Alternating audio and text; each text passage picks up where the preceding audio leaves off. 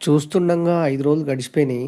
Already మనం 30 days చేసినాము. దాని తర్వాత 15 డేస్ గ్యాప్ ఇచ్చినాము. తర్వాత మళ్ళీ 5 డేస్ అయింది. సో ఈరోజు జనవరి 30 తారీఖు మనం కంప్లీట్ చేసినాము 5 డేస్. ఇంకా 295 డేస్ ఖర్చు పాల. నమస్తే అందరికి. ఈరోజు డే 152. సో కామన్ గా మనం 10K స్టెప్స్ పైన వేస్తాము ఎవ్రీ డే.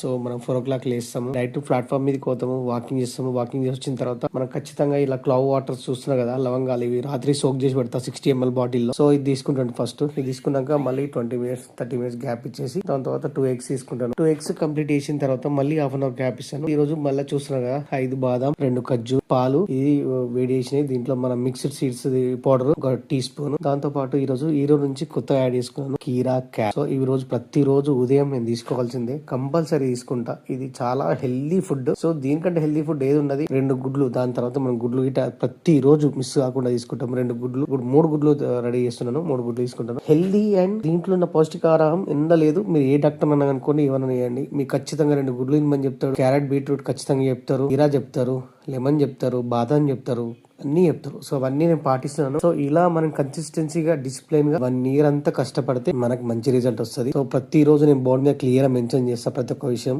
మీరు చూడండి. So do subscribe my channel Swami lifestyle. మళ్ళీ రేపు కలుద్దాం. Love you all.